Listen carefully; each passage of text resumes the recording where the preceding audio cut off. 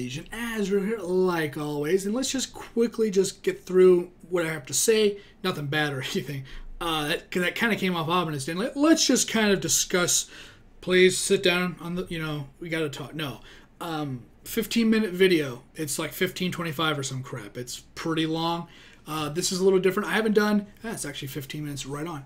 I haven't done 21 Pilots in a while. And actually, for the people that aren't other music fans on this channel, about other types of music, like Filipinos, Fourth Impact, all that stuff, I haven't done actually music in almost a week and a few days.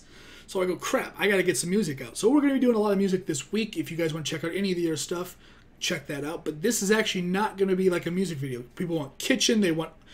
This is something that a lot of people asked for a while ago. And this is the part 1. There will be a part 2, let's just say next week. And if I forget, well, crap, I forgot. But this is a 15-minute interview with, what, I almost said Taylor. It's Tyler, right? Crap. God, I'm dyslexic. Please don't give me crap. I know the other one's Josh. Okay. Get off my back. But I figured to save time, especially from this talking right now, to save time, I might say some things that I'm thinking about during the actual video. Actually, I gotta turn off something. Turn off Steam, because I don't need somebody messaging me. Something stupid. Excuse me. I'm probably going to hopefully put my thoughts out during the video. That way we don't have the video's not so long. Alright, I hope you guys can understand that. This is a little bit different, so if I kind of seem like I'm just sitting there, I'm listening. This is a guy talking about a lot of, I think, serious topics. And so I'm going to kind of try to take it in as I listen to it. I've never listened to an interview before. Kind of weird. What the fuck was that? But some people are asking for it, and I thought, sure, it's less effort than going for whatever song I'm doing, getting the lyrics, seeing if he said anything about the song, and maybe there'd be a video about it. That's just a whole lot of stuff. Then reading the lyrics, coming up with my own thoughts. 21 Pilot video is probably the most work I put into any video I do on this channel, which is fine. But I don't have the time right now to do that. I'm doing about 10 videos tonight. So, yeah. Let's get into it.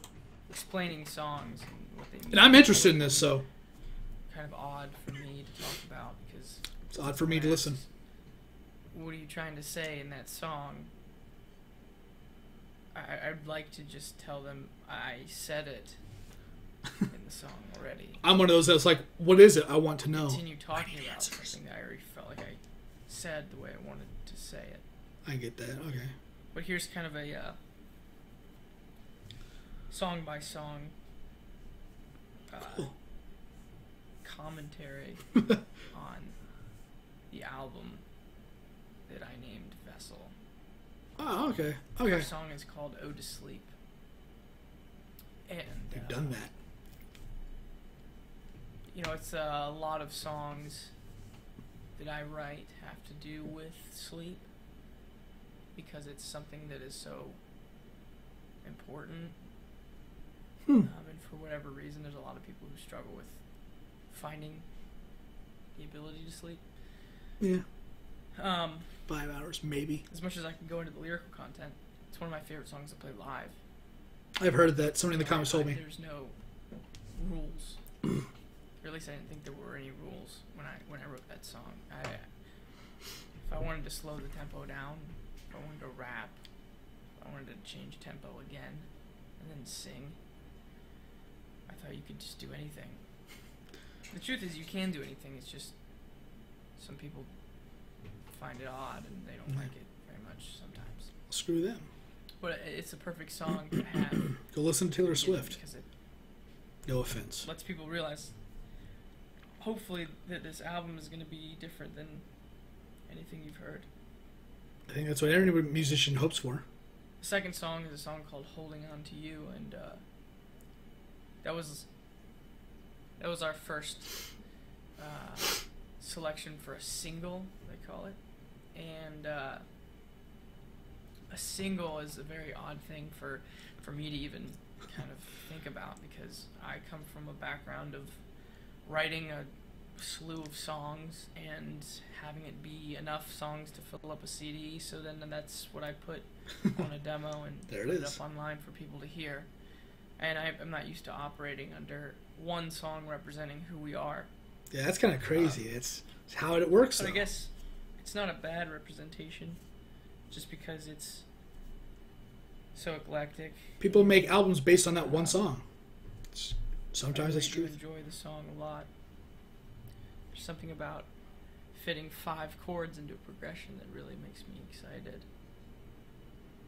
I'm kind That of. song has that in the chorus, or I think it's the chorus. I don't know.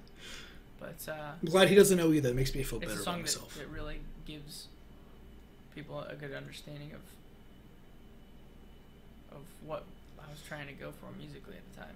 And lyrically is a whole other conversation. It's deeper than I'm waiting for that deeper stuff. I even really know how to get into. The third song is a song called Migraine. No, I didn't really have a migraine when I wrote the song. It was I've had a migraine before. Actually, I've only had one. It was awful. This is weird, but awesome. You know, it sucks. I clearly explain in the song Migraine that it's a metaphor. You know, even in the song I'm talking about, I'm not actually talking about a headache here. I think the migraine, the headache, to me in this song represents an issue. If you think about what a headache is, the hurting isn't the issue. The hurting in your head is your body telling you there's something else wrong that needs to be fixed, whether you're dehydrated or you're not getting enough sleep or your body's not getting what it needs.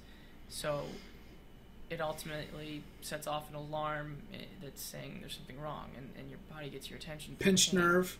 So if you take that example of how your body works, That's what think I about guess. how your psyche works. I think that That's headache. cool. Way to go a roundabout way of getting to the way your mind works. Yeah. Could indicate that there's something wrong, and that was ultimately what I was trying to express. That's a cool way to go about it. A little There's different. something wrong. Don't know exactly what it is, but It's different for everybody, right? something wrong with the world, obviously, right? And migraine in the chorus. It really just asks if there's anyone else who feels that too. It's a cool feeling when people tell me that they also feel that. It's a weird feeling when you're the person that doesn't feel that kind of way, but you Not have friends that do going- around you. Going through what we're going through. Next song is a song called House of Gold. The song was written on the ukulele. It was the first song I ever played on the ukulele. It's the first song I ever wrote on the ukulele. That's cool. I just bought that instrument and then started strumming the first thing that sounded He's a talented guy, to man. me. At the time, I obviously was thinking about my mother, and it's really nice to say, you know, I wrote a song for my mom. You know, if you really listen to the lyrics, it's not the happiest song. It's not the most joyful of messages. But I like that song because it just is like nothing else I've ever done and ever will do. I'm not going to write another song like that. That's pretty cool. Ever. And I hope people are okay with that. Next song is called Car Radio. I would say it's one of my favorites, but honestly, my favorite song is always the song I'm working on. You know, if you were asking what's your favorite song right now, I'm thinking of a song that no one's ever heard of before that I know of because I've started writing it. I'm really excited about it. It's my favorite song. That's cool. So in the moment when I was writing Car Radio, it was my favorite song. Not the biggest fan of car radio myself. But what I like about it is there's really no structure to it that is similar to any other song I've heard before. In the sense where there's really no chorus. But it makes sense to me. I don't really remember. I don't either. Remember making decisions on what should happen in Maybe that I should song. re-listen to it. It just kind of happened, which is when you know it's supposed to be. I think the hardest part of songwriting is when you start to second guess yourself. It can ruin something awesome that you made. And I've learned that Overthinking it. songwriting, good songwriting, is all about accidentally happening upon a new idea and then having the sense to Like penicillin. chase it and go after it. And I think car radio is a perfect example of that, because obviously it started out as one thing and then went to a completely different thing.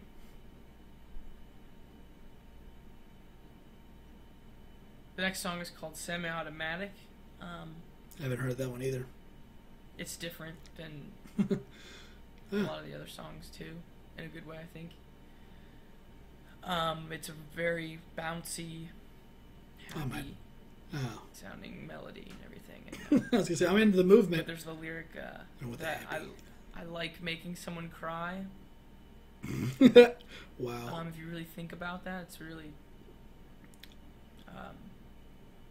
not good.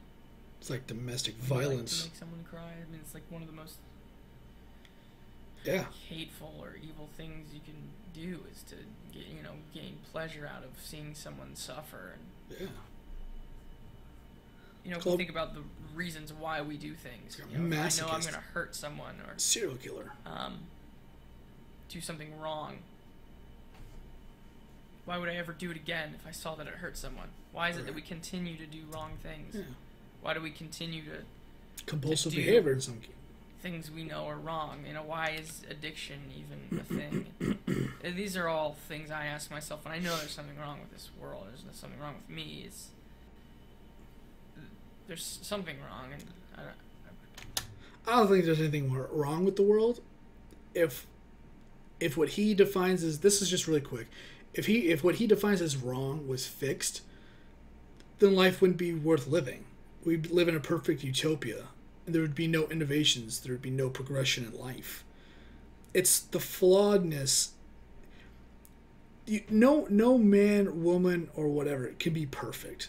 But a good way to become close to being perfect is to understand your flaws, accept them, work on them, and not let those flaws hold you back. Whatever my flaw may be, I know what my flaws are. And I don't let them slow me down in life at all. I keep going, even if they really suck. Even if it's just something here or maybe down in here.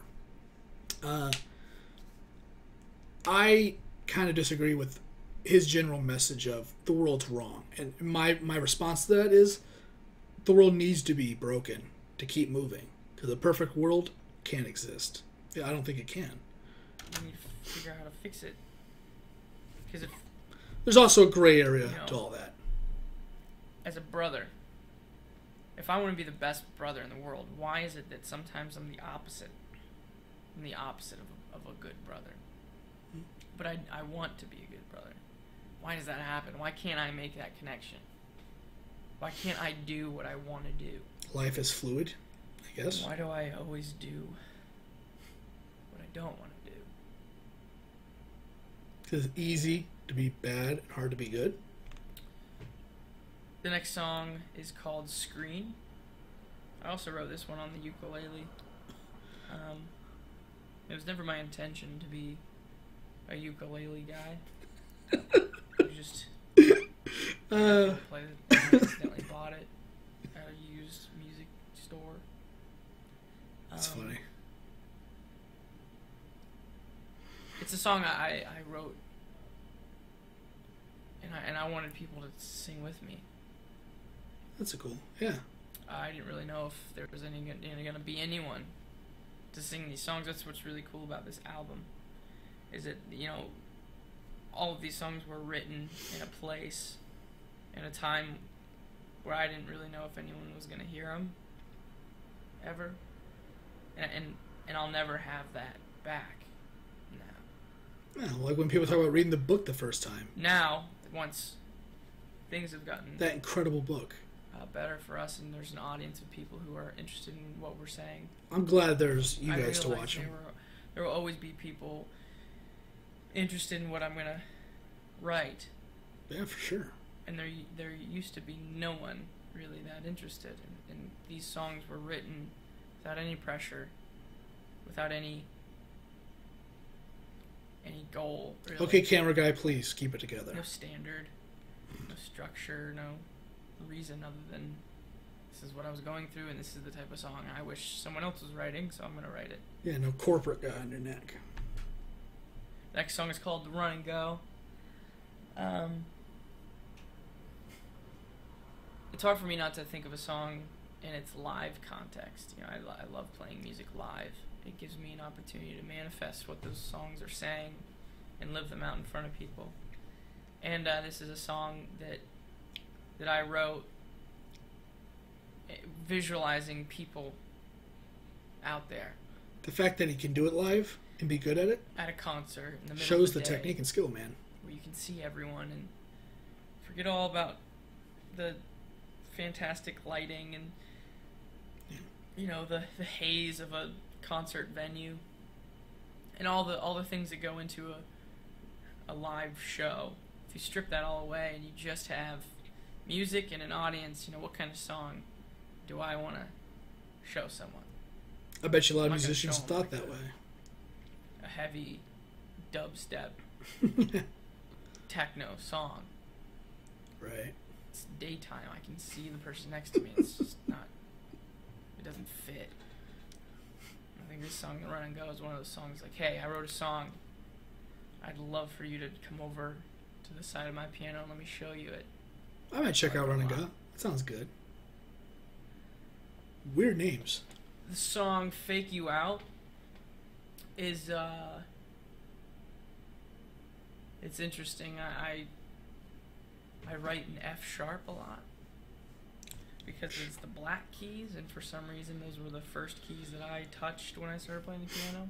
You know, I taught myself how to play, so obviously I'm gonna play the easiest chords there are, and you know everyone starts in C, but F sharp's so much easier.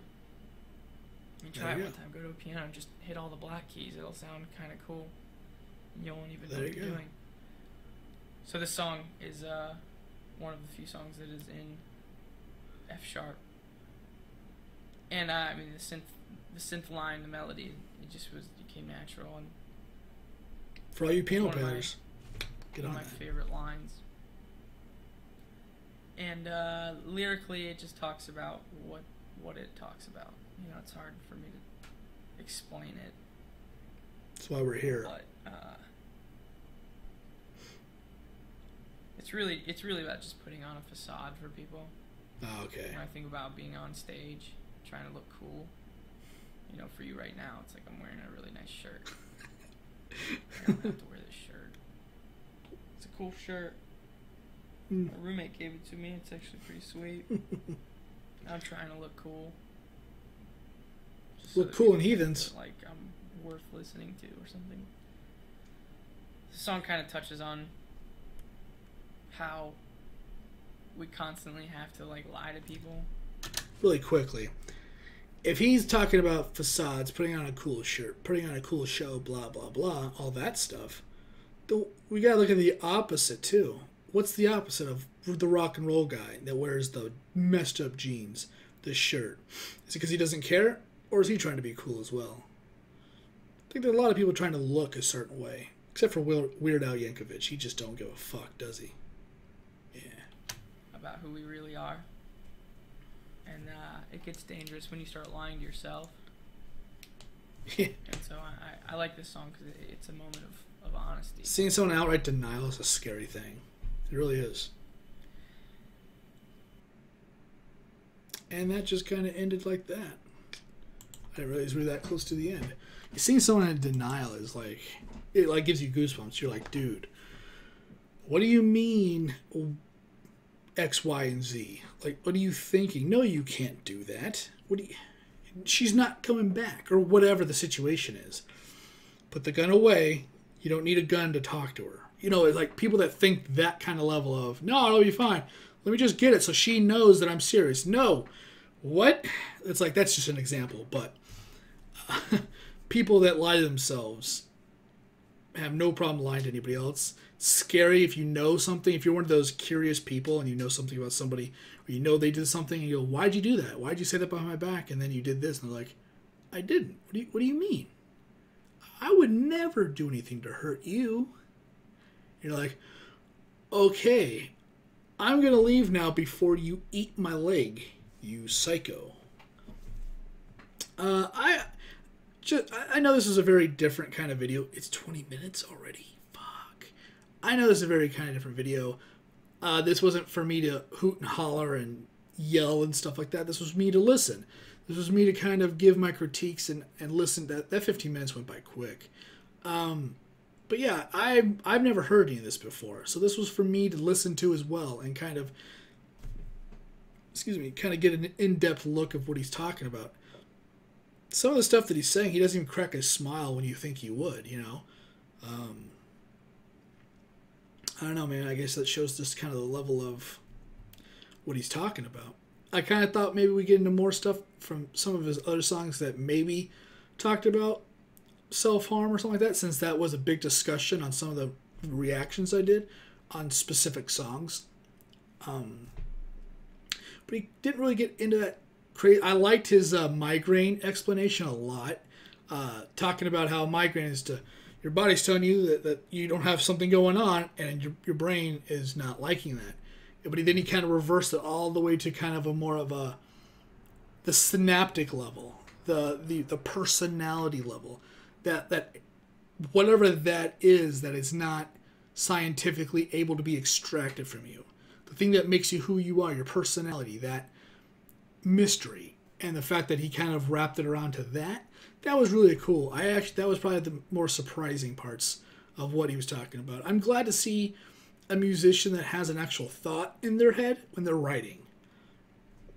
Like, we all know what Eminem thinks about when he was rapping years and years ago, that he hated his mother, that people were faggots that he didn't like, and that, you know, garbage people in trailer parks, this, and, you know, people that hated him, that, and, you know, we heard in his lyrics loud and clear what he thought about people that weren't on his side of the line.